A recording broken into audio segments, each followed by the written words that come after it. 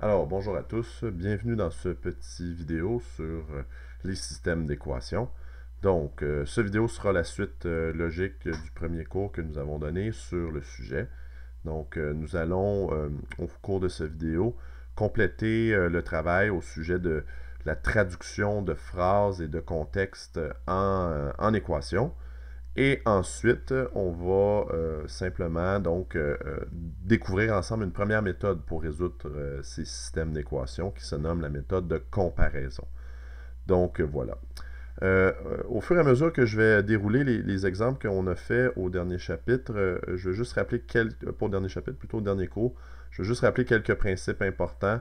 Donc, parmi les exemples qu'on avait fait, on avait nommé là, certains principes qu'on voulait respecter. D'abord, quand on nomme nos variables, toujours bien s'assurer d'avoir une référence à un nombre, à une quantité. Donc, ça, c'est très important de respecter ce principe-là. Donc, c'est ce qu'on a vu dans différents exemples.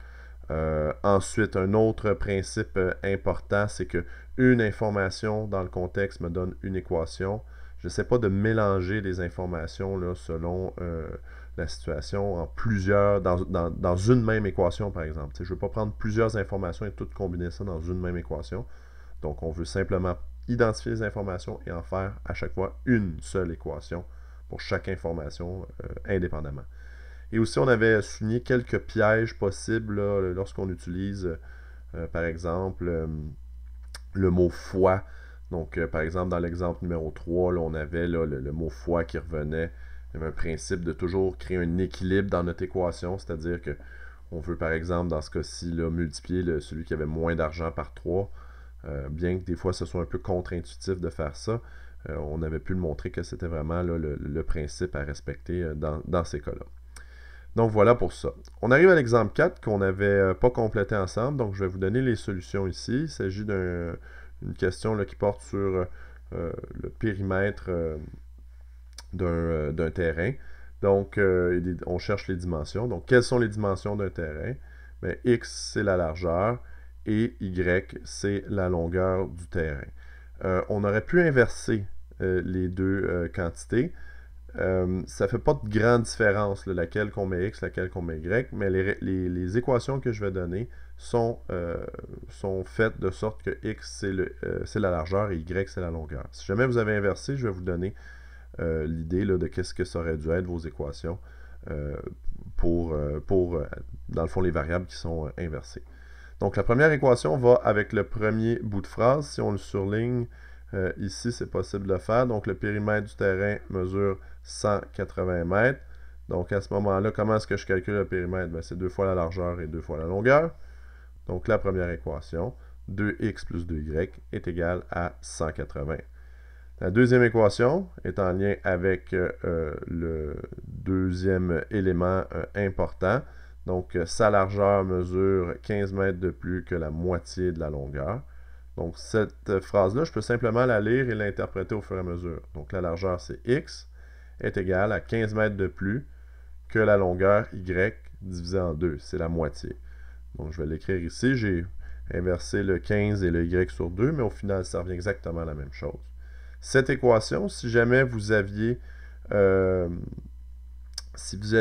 pris par exemple le x comme étant la longueur et le y comme étant la largeur, vous avez simplement échangé le x et le y dans votre équation pour obtenir la bonne réponse. Donc, ça aurait été y est égal à x sur 2 plus 15. Donc, si vos variables avaient été permutées, là, donc le x longueur, le y largeur. Pour la première équation, ça aurait demeuré la même chose. Donc, il n'y aurait pas eu de changement pour ça. Voilà pour l'exemple numéro 4. L'exemple numéro 5, on l'avait fait au dernier cours. Nous sommes rendus donc à l'exemple numéro 6. Donc, il s'agit de comparer les âges de deux personnes, Pierre et de la sœur de Pierre. Donc, quelles sont les deux variables ici en jeu? Donc, la première variable, ben, c'est l'âge de Pierre, la deuxième, l'âge de sa sœur. Encore une fois, les deux variables auraient pu être inversées, ça ne change pas grand-chose. Donc, la première information qu'on a, c'est le fait que Pierre a 2 fois l'âge de sa sœur. On peut le surligner ici. Donc, on en a parlé, hein, le mot fois, qu'est-ce qu'on fait avec ça au dernier cours? Donc, qui est le plus vieux? C'est Pierre, donc c'est X. La sœur est plus jeune, donc c'est elle qu'on va multiplier par 2. Donc, ça donne X est égal à 2y. Oh, j'ai changé tout de suite ma prochaine équation. Sinon, je ne ferai pas à chacun, là, mais je veux juste montrer, si jamais vous aviez échangé vos variables, le principe aurait été d'inverser tout simplement les variables. Donc, si y avait été Pierre et x sa sœur, on aurait obtenu y est égal à 2x. Donc, on échange le x et le y ici. Donc, c'est pas mal la dernière fois que je vais le faire. Là, je pense que pour tous les autres, vous aurez compris. Si jamais vos variables sont inversées, vous pourrez corriger donc vos réponses là, tout simplement en échangeant le x pour le y. Deuxième information, la différence des âges. Je vais changer de couleur ici. Donc, différence des âges. Quand on fait une différence en mathématiques, on fait référence à la soustraction. Donc, la soustraction des âges de Pierre et de sa sœur est égale à 14. Donc, x moins y est égal à 14. Donc, les deux équations, x est égal à 2y, x moins y est égal à 14. Nous sommes rendus à l'exemple numéro 7. Déjà au dernier cours, quand je vous avais laissé un peu de temps, certains me posaient la question par rapport à ce problème-là. Donc, on parle ici d'une classe, il y a 3 filles pour 2 garçons. C'est cette première phrase là, qui peut porter à confusion. Donc, il y a aussi 10 filles de plus que la moitié du nombre de garçons. Quelles sont les variables? X, nombre de garçons, Y, nombre de filles. Donc, pour cette première phrase, il y a 3 filles pour 2 garçons. Donc, comment est-ce que je peux interpréter l'information ici? Bien, le truc est le suivant, et ce n'est pas une formulation qui va être commune, rassurez-vous, s'il y en a qui se disent « Oh, c'est mélangeant », c'est pas quelque chose qu'on va utiliser souvent, mais si ça devait arriver, on saurait comment le faire. Donc, le truc est le suivant, c'est de dire « Ok, 3 filles pour 2 garçons », mais ça fait référence à la fraction 3 sur 2. Et ça représente quoi, ça? Ben, le nombre de filles, donc Y, sur X, le nombre de garçons. Donc, Y sur X est égal à 3 sur 2. Et ce serait notre première équation ici. Je n'ai pas besoin de modifier pour l'instant cette équation-là, mais déjà, là, ça nous donne une équation dans laquelle on a nos deux variables et on a bien représenté l'information qui était soulignée. Sinon, il y a aussi 10 filles de plus que la moitié du nombre de garçons. Ça ressemble beaucoup à l'exemple numéro 4 qu'on vient de faire il y a quelques instants. Donc, si on prend le nombre de filles, Y, il est égal à 10 de plus que x sur 2, donc la moitié des garçons. Encore une fois, si mes variables avaient été inversées, prenez le x, prenez le y, faites simplement inverser ces deux choses-là et vous aurez exactement les bonnes réponses selon la situation. Voilà pour l'exemple 7. Allons à l'exemple 8. Donc, Caroline fait 8 $ pour les heures normales et 12 $ pour les heures supplémentaires. Elle a retiré un salaire de 480 $. La différence entre les heures normales et supplémentaires est de 10. Donc, combien d'heures normales et supplémentaires Caroline a-t-elle fait? Donc, dans un problème suivant, on pourrait être porté à penser que nos variables seraient, par exemple, le salaire par heure normale et le salaire par heure supplémentaire. Mais si on se réfère toujours à la question c'est combien d'heures? Donc, on cherche des heures. Donc, mes variables, ce sera les heures normales, X, et les heures supplémentaires, Y. Et donc, la première phrase qui nous intéresse, c'est le fait qu'elle a eu un salaire de 480 $. Donc, ici, peut-être certains parmi vous auraient été, dans le fond, portés à dire « Ah bon, ça c'est le salaire des heures normales X plus le salaire des heures Y, supplémentaires Y, et ça donne 480. » Donc, c'est peut-être un réflexe qu'on aurait eu d'écrire ça comme ça. Le fait est que je ne peux pas faire ça. On en a parlé au dernier cours. Je suis en train de comparer en ce moment des quantités distinctes. X, ça représente des heures, Y aussi. Donc, je suis en train de comparer des heures à de l'argent. Donc, ça ne fonctionne pas. Pour ce faire, ben, je dois multiplier chaque heure normale, X, par l'argent que la personne fait, Caroline, à chaque heure normale, c'est-à-dire 8. Et le même principe pour le Y, donc c'est 12 $ pour les heures supplémentaires. Et ça nous donne donc notre première équation, 8x plus 12y est égal à 480. Combien d'heures normales et la différence entre les heures normales et supplémentaires est de 10. Donc encore, comme tantôt je le soulignais, différence, ça signifie une soustraction. Donc x moins y, normal moins supplémentaire, c'est une différence de 10 heures. Donc voilà encore pour celui-là. Ça fait le tour pour l'exemple numéro 8. On poursuit, il nous en reste 4. Un restaurant sert des hot dogs et des hamburgers. Donc, on nous dit qu'il y a 2 hot dogs et 3 hamburgers coûtent 6 $, 7 hot dogs, 8 hamburgers coûtent 17,25 $. Combien coûte un hot dog et un hamburger? Encore une fois, dans un tel problème, on aurait pu intuitivement être porté à penser que les variables, ce serait le nombre de hot dogs et le nombre de hamburgers. Pourtant, si on lit bien la question, on cherche combien coûte. Donc, en réalité, ce que l'on cherche, c'est le prix du hot dog et le prix du hamburger. Et je vous dis tout de suite, le genre de situation telle qu'elle est décrite à l'exemple numéro 9, c'est une situation extrêmement commune. Lors de l'examen de fin d'année en maths CST secondaire 4, c'est certain qu'il y a une situation qui sera formulée comme celle-là. C'est garanti à 100%. Donc, soyez pas surpris là, et soyez prêts là, par rapport à ce genre de problème-là, à la façon dont c'est formulé. Donc, les deux phrases qui nous intéressent là-dedans, la première, là, 2 hot dogs et 3 hamburgers coûtent 6 $. Donc, je n'ai qu'à multiplier le nombre de hot dogs par leur prix, qui est X. Et la même chose pour les hamburgers avec le Y. Et j'obtiens une première équation. Donc, 2X, 2 fois le prix d'un hot dog, plus 3Y, 3 fois le prix d'un hamburger, c'est 6 $. Je pense qu'avec ça, on comprend facilement la phrase suivante. 7 hot dogs et 8 hamburgers coûtent 17,25 $. Donc, 7X plus 8Y, c'est égal à 17,25 $. Donc, voilà pour ça.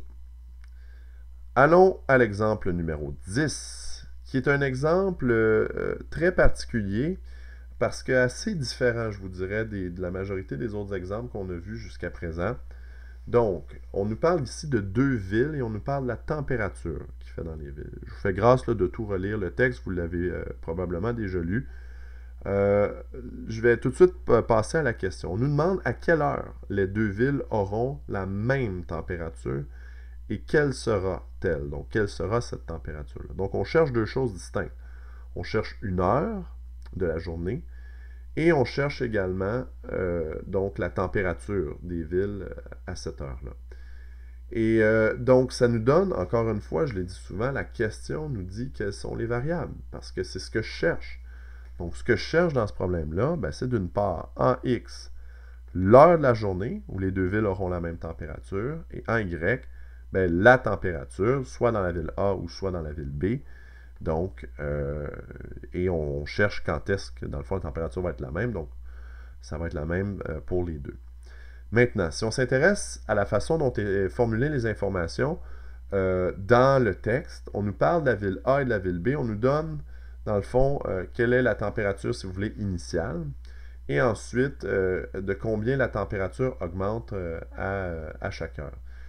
Ce qu'il faut bien comprendre ici, c'est qu'à minuit, ça fait référence à une heure qui est 0. Donc, je pourrais marquer ici X, l'heure de la journée, minuit, c'est 0 heure.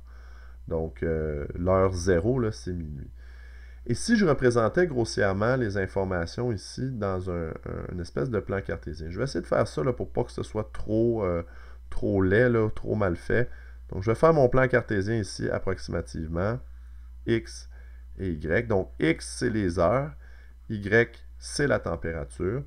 Donc, on nous dit que dans la ville A, la température au départ, donc à minuit, c'est 3 degrés. Donc, je vais placer ça très, très, très approximativement. Donc, ça sera dans la ville A.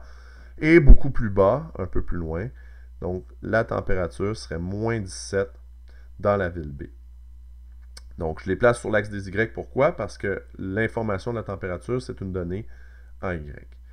La phrase suivante me dit que, donc, dans la ville A, la température augmente de 1/3 de degré par heure.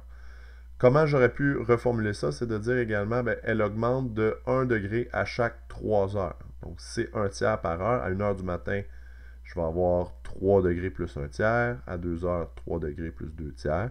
Et à 3 heures du matin, j'aurai donc 3 degrés plus 3/3. Donc, 3 degrés plus un autre degré. Je vais être rendu à 4 degrés ici. À 6 heures du matin, je vais être rendu à 5 degrés, ainsi de suite. Et je pourrais, avec ça, tracer une équation qui représente l'augmentation de la température dans la ville A. Donc, je vais mettre ici au bout de la ligne, là, ça serait dans la ville A. Pour la ville B, même principe, sauf cette fois-ci, la température augmente de 2 degrés. Donc, à 1 heure du matin, je vais être rendu à moins 15. À 2 heures du matin, je vais être rendu à moins 13, ainsi de suite. Donc, ça augmente plus vite. Donc, j'ai une droite là qui s'en va comme ça ici. Là, il ne faut pas tenir compte de la forme de mes droites ou encore si c'est à l'échelle ou non. C'est juste pour montrer ce qui se passe, grossièrement. Et la raison pour laquelle je fais ça, c'est de faire le lien entre ces droites-là et les équations que je cherche. Parce que l'information ici que j'ai illustrée sous forme graphique, je dois en faire une équation. Donc, je dois faire une équation pour la température dans la ville A et je dois en faire une autre pour la température dans la ville B. Et quelle va être cette équation-là? Ben, ça va être l'équation de la droite. Ça va être une équation de type Y est égal à AX plus B.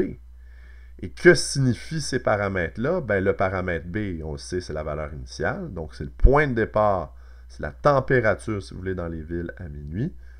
Et le A, ben, ça va être mon taux de variation, c'est-à-dire de combien de degrés est-ce que la température augmente à chaque heure. Donc, de cette manière-là, si on prend pour la droite A, ben, ma valeur initiale, ben, c'est 3, on peut l'indiquer ici, et mon taux de variation, c'est 1 tiers. Donc, j'augmente d'1 tiers de degré à chaque heure. Pour la ville B, je vais l'écrire ici en bas, ma valeur initiale, c'est moins 17, et mon taux de variation, c'est 2 degrés à chaque heure, donc 2x moins 17. Donc, je vais effacer tout ce dessin-là ici. Supprimer les annotations sur la diapositive, voilà.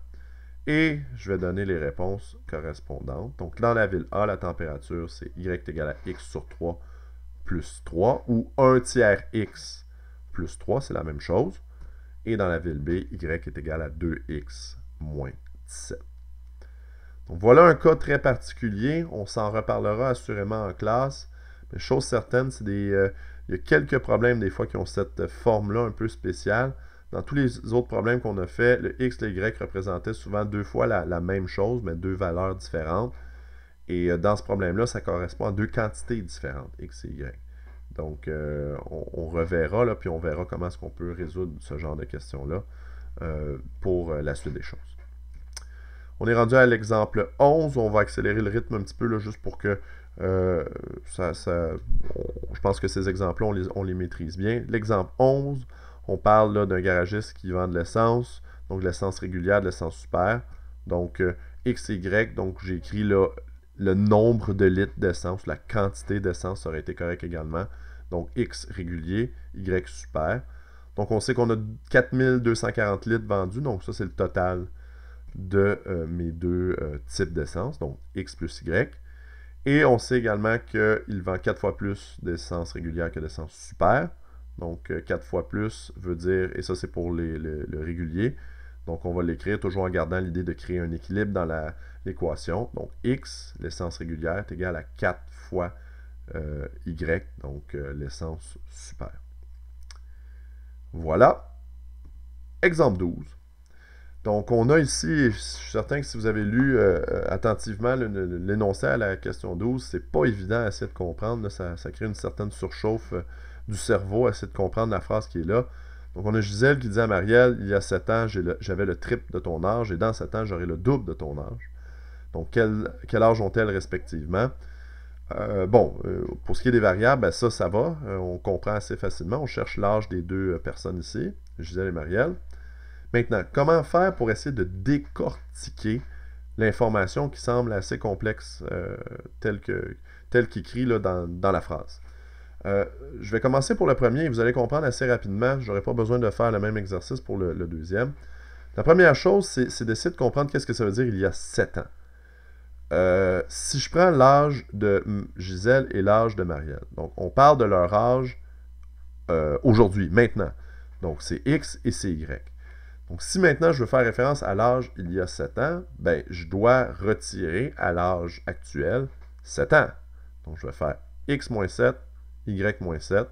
Donc, moins 7 de chaque côté. Et là, je suis en train de parler de l'âge d'il y a 7 ans.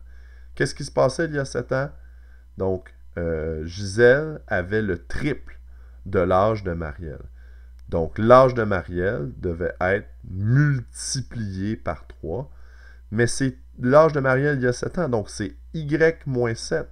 C'est pas juste le y, c'est y moins 7 au complet qui est multiplié par 3. Et donc ça nous donne la première équation. X moins 7 est égal à 3 fois, entre parenthèses, y moins 7.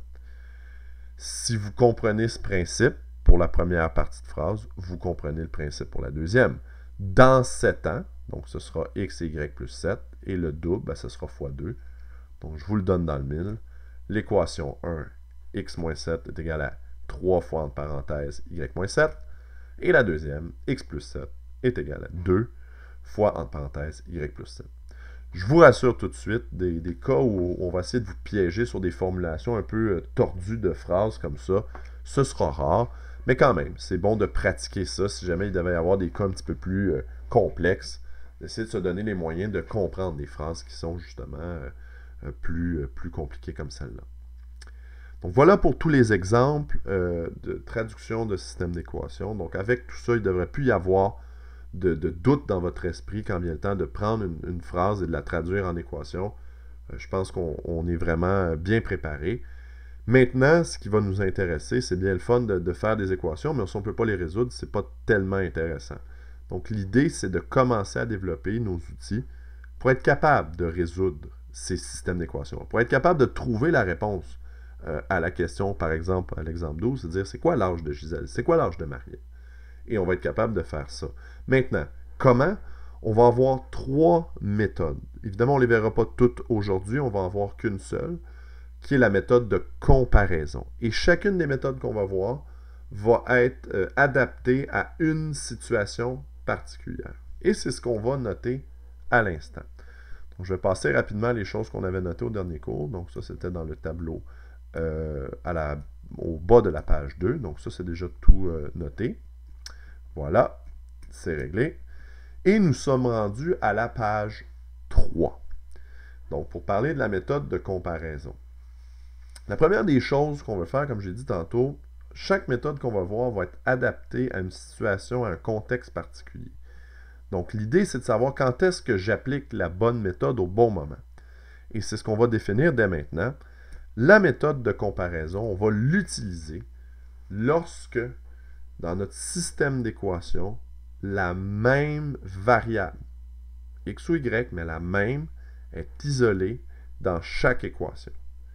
Donc, si j'ai la même variable, x qui est isolée dans les deux équations, ou y qui est isolée dans les deux équations, c'est en ce moment-là qu'on va utiliser la méthode de comparaison. Je vous donne des exemples de systèmes d'équations où la même variable est isolée. On ne fera pas la résolution de ça. Vous pourrez simplement le prendre en note pour comprendre ce que c'est deux équations avec la même variable isolée, mais c'est très facile à comprendre. Premier exemple, donc y est égal à 2x plus 3, y est égal à moins x plus 7. Donc, dans les deux équations, le y est tout seul, est isolé de son côté de l'équation. Donc, ça, ce serait un système d'équations qui serait propice à être résolu grâce à la méthode de comparaison. Un autre exemple, très facile. Donc, x est égal à 3y, x est égal à y moins 6. Donc, dans ce cas-ci, encore une fois, donc, le x est isolé dans mon système d'équations. Donc, ça nous définit là, à quel moment est-ce qu'on va utiliser le système et d'autres méthodes, la méthode de comparaison et d'autres méthodes seront efficaces dans d'autres situations, si le système est présenté autrement. Maintenant, c'est quoi cette méthode-là? Qu'est-ce qu'on va faire? Comment est-ce qu'on va résoudre ça? Donc, vous avez au bas de la page 3, 4 cases. On va faire 4 exemples ensemble. Quel exemple? Ben, c'est pas compliqué. Ça va être 4 exemples tirés de la liste des 12 contextes qu'on a traduits en équation qu'on vient de compléter ensemble. Donc, l'idée, c'est de, pour chacune des 4 cases, on va faire la démarche et on va, dans le fond, là, résoudre le problème. Et on va essayer de trouver dans la liste des 12 cas lesquels seraient faciles à résoudre avec la méthode de comparaison, lesquels vont être facilement résolus comme ça et où ma variable est la même, elle est isolée dans les deux équations. Donc, si vous regardez le tableau de la page 1 et page 2, Le premier exemple que vous allez voir qui correspond à ça, c'est l'exemple numéro 3. Si vous allez voir à la page 1, l'exemple numéro 3, donc on parlait de Bob et Jocelyn, les deux équations qu'on avait, c'était y est égal à 3x, y est égal à 140 moins x. Donc c'est les deux équations qu'on avait. Dans chacune des équations, le y est isolé. Donc, c'est un système qui est propice à résoudre selon la méthode de comparaison. Là, la façon dont vous pouvez prendre vos notes, vous n'avez pas à tout réécrire à la page 3 dans votre tableau. Faites simplement, dans une des 4 cases, réécrire les deux équations. Faites simplement réécrire les deux équations, ne réécrivez pas tout le contexte. Donc, prenez une des 4 cases, là, peut-être celle en haut à gauche, à la page 3, et réécrivez simplement les deux équations. Je vais effacer mes beaux dessins ici, et on va être prêt à résoudre le système. Donc, le principe de la méthode de comparaison est extrêmement simple. Il est le suivant. Dans un système d'équations, si je regarde ici mes deux équations, j'ai y ici et j'ai y en bas. Y, on s'entend, c'est égal à y. Donc, le y, là, ça vaut la même chose. Y est supposé être égal à y. Je vais juste effacer ça. Je ne l'ai pas tout à fait bien réussi ici. Voilà. Attendez un instant. Est-ce que je peux effacer tout ça? On va voir. Oh, je sais pas. Ah, attendez un instant. Peut-être comme ça. Bon, il ne semble pas vouloir l'effacer. Bref, ce n'est pas tellement important. Donc, le y est égal au y. Donc, si mes y sont égaux ensemble, ben, ça veut dire que ce qui est à droite dans l'équation est égal à l'autre partie à droite dans l'équation. Donc, 3x est égal à 140 moins x. Et c'est ça mon point de départ de la méthode de comparaison.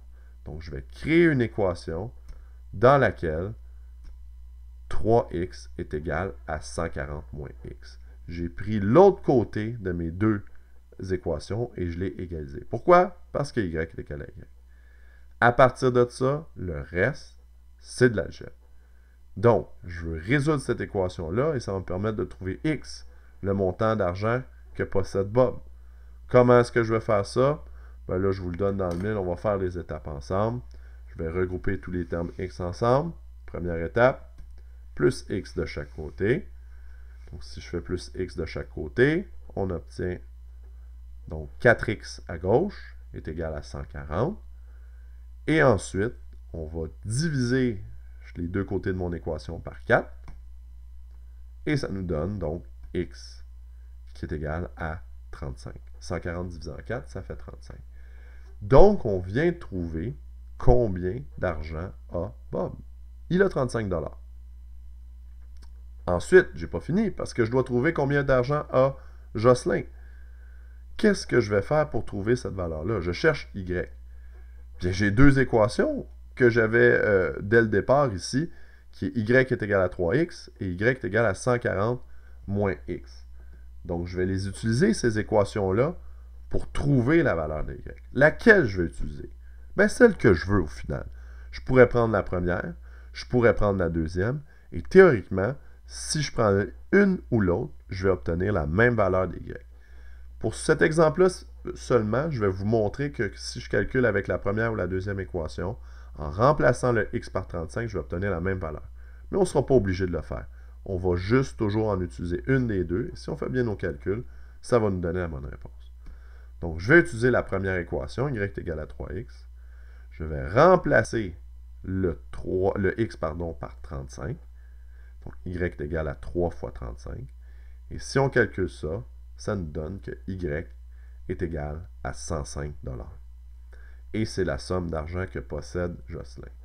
Juste pour cet exemple, je vais prouver que si j'avais utilisé la deuxième équation, ça nous aurait donné exactement la même chose. Et tout à fait.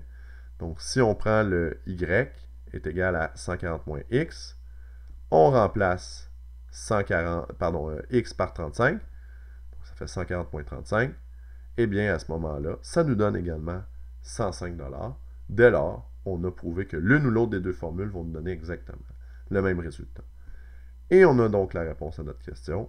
Bob a 35 $, Jocelyn a, il y a une faute ici, c'est pas A avec un accent, c'est A sans accent. Je vais essayer de corriger cette chose. Voilà, donnez-moi 3 secondes et quart, c'est fait. Et je vais remettre la diapositive en marche dans quelques instants. Donc, Jocelyn a 105 $.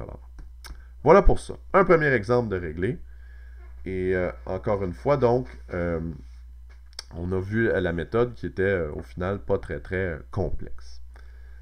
Un autre exemple parmi la liste qui peut se résoudre avec la méthode de comparaison, ce serait l'exemple numéro 7. Donc, dans une deuxième des 4 cases de votre tableau à la page 3, vous pouvez écrire les deux équations qui sont ici. Donc, je vais les indiquer ici. Voilà, une première, les deux équations. Là, vous pouvez simplement écrire les deux équations qui sont là. Y sur x est égal à 3 sur 2. Y est égal à x sur 2 plus 10.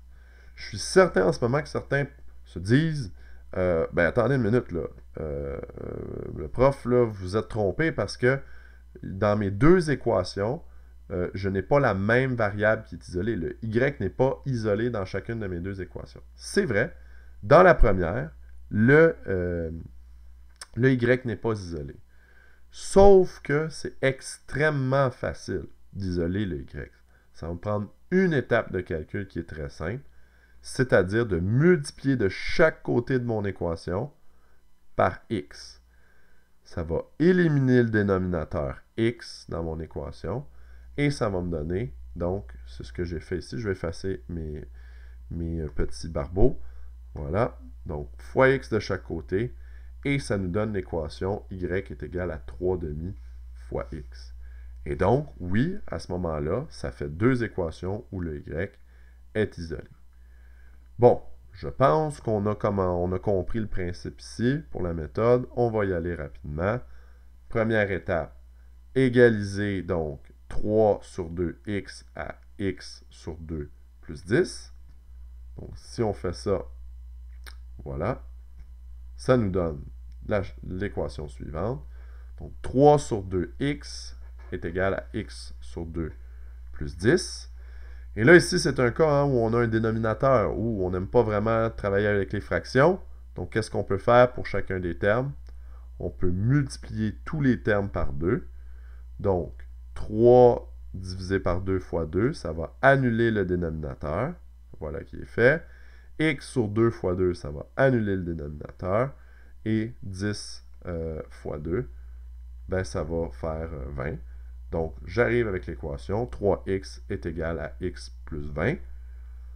On peut soustraire x de chaque côté pour éliminer le x à droite. Et ça nous donne donc 2x est égal à 20.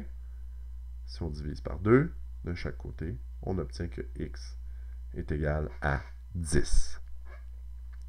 Pour terminer, je peux remplacer le x dans l'une ou l'autre des deux équations pour trouver c'est quoi la valeur de y. Donc, on va montrer avec la première équation ici. Donc, si je remplace le x par 10, 3/2 fois 10, si vous faites ça sur votre calculatrice, 3/2 fois 10, ça va vous donner 15. Dès lors, dans le contexte du problème des garçons et des filles dans la classe, il y a 10 garçons, x est égal à 10, et 15 filles, y est égal à 15, dans la classe. Donc, je pense qu'on commence vraiment à comprendre le principe ici. C'est pas terriblement complexe. C'est de l'algèbre. Et si on applique les étapes dans l'ordre, on ne devrait pas être en grande difficulté avec cette méthode de comparaison.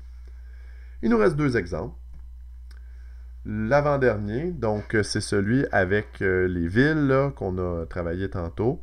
Donc là, dans cet exemple-là, on n'a pas grand-chose à faire. Les deux équations, le y est isolé dans chacun des cas. Encore une fois, vous pouvez prendre une des 4 cases, il vous en reste 2, pour écrire les deux équations. Et on va les résoudre avec la méthode de comparaison. Je pense qu'on est très habile et on est habitué. Donc, y est égal à y. X sur 3 plus 3 sera égal à 2x moins 17. Donc, je l'écris ici. Ensuite, on veut résoudre. On va suivre le même principe. J'ai un dénominateur. J'aime pas bien ça. Donc, qu'est-ce que je veux faire? Éliminer le dénominateur en multipliant tous les termes par celui-ci. Donc, x3 partout. Donc, le x3 au premier terme va annuler le dénominateur. Donc, il va me rester x.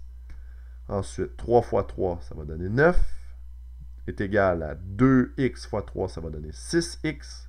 Et moins 17 fois 3, ça va donner moins 51.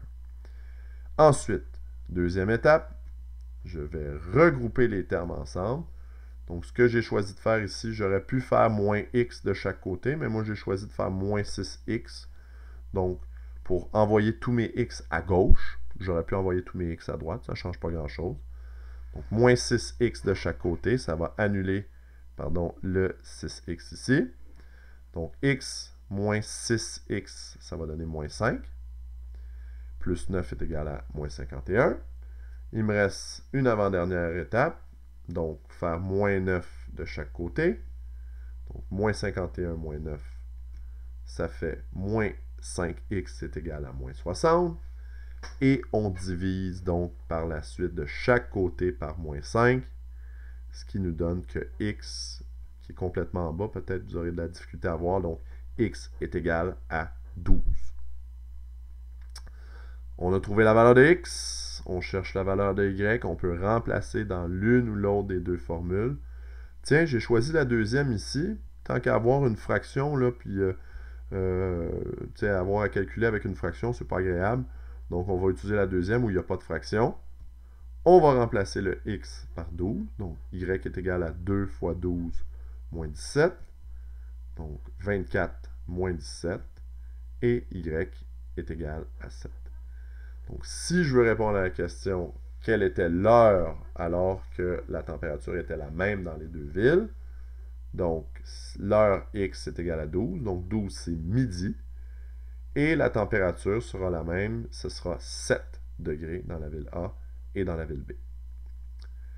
Donc voilà pour notre avant-dernier exemple. On peut passer au dernier. Je suis certain qu'il y en a peut-être qui ont regardé la liste des 12 exemples, page 1, page 2, et n'ont pas trouvé d'autres cas qui pourraient se résoudre facilement avec la méthode de comparaison, des cas où la même variable était isolée. Eh bien, je vais vous le donner, ce dernier exemple-là.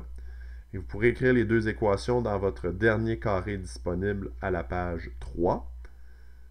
C'est l'exemple 12.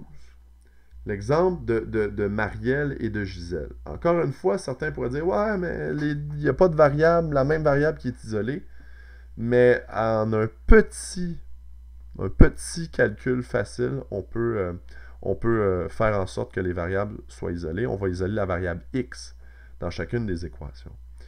La première chose que je vais faire avant de faire ça, c'est la suivante. C'est que je vais appliquer la distributivité. Parce que si j'ai 3 fois la parenthèse y moins 7. Donc, j'aimerais ça développer cette chose-là. Donc, faire 3 fois y, 3 fois moins 7. Et je vais faire la même chose pour la deuxième équation. 2 fois y, 2 fois plus 7. Et si on fait ça, donc on va obtenir les deux équations suivantes. Je peux commencer peut-être par la première, puis isoler le x dans la première. Donc, si j'applique la distributivité, je vais obtenir à droite 3y, et 3 fois moins 7, ça fait moins 21. Je vais ensuite, pour isoler le x, faire plus 7 de chaque côté. Donc, plus 7 à droite, ça va annuler le moins 7 qui est là. Et moins 21 plus 7, ça va nous donner, donc, x qui est égal à 3y moins 14. Vous comprenez, je pense, le principe pour la deuxième équation. Donc, si on applique la distributivité, on a x plus 7 est égal à 2y et 2 fois 7, donc plus 14. Et ensuite, donc, si on fait moins 7 de chaque côté, donc à ce moment-là, on va isoler le x. Donc, x est égal à 2y plus 7. Pardon. Il nous reste maintenant à isoler donc les variables, de faire la méthode de comparaison. Donc, pour ce faire, x est égal à x. Donc, je vais tout simplement donc comparer les deux termes à droite dans chacune de mes deux équations, les deux expressions à droite. Donc, 3y moins 14 est égal à 2y plus 7. Et c'est reparti pour de l'algèbre pour finaliser tout ça. Donc, on y va. Commençons par faire moins 2y de chaque côté. Donc, 3y moins 2y, ça va donner y moins 14 est égal à 7. Et pourquoi pas, donc, plus 14 de chaque côté. Et j'ai ainsi isolé le y. J'ai trouvé l'âge de Marielle, elle a 21 ans. Qu'en est-il de l'âge de Gisèle? Ben, je vais remplacer le y dans l'une ou l'autre des deux équations. Donc, allons-y pour la deuxième, encore une fois. X est égal à 2y plus 7. Donc, je vais remplacer le y par 21 dans la deuxième équation. J'aurais pu faire la même chose avec la première, ça m'aurait donné la même réponse. Donc, 2 fois 21, ça fait 42, plus 7. C'est-à-dire que Gisèle a 49 ans. Et ça me donne la réponse à mon problème. Donc, vous avez maintenant les outils nécessaires pour résoudre des problèmes qui nécessitent une méthode de comparaison. À cet effet, d'ailleurs, je vous invite à aller consulter la liste des devoirs. Je peux peut-être l'afficher ici très rapidement. Évidemment, vous avez tout ça sur votre OneDrive, sur l'iPad. Donc, dans la liste des devoirs, vous avez donc les différents exercices qui sont classés selon la méthode qu'on a étudiée. Je vais grossir un petit peu ici tout ça pour qu'on puisse bien voir. Donc, la méthode de comparaison, c'est la première. Et ce sont les exercices dans votre cahier, pages 229 à 232, numéro 3, 6 et 7. C'est ce que vous êtes en mesure de faire dès aujourd'hui. Et par la suite, donc, on s'intéressera aux autres méthodes, substitution et réduction, au cours des prochains cours. Il y aura une synthèse là, pour terminer le tout. Donc voilà, ça fait le tour des systèmes d'équations et de la méthode de comparaison. Donc voilà, je vous souhaite un bon reste de cours et on se revoit bientôt.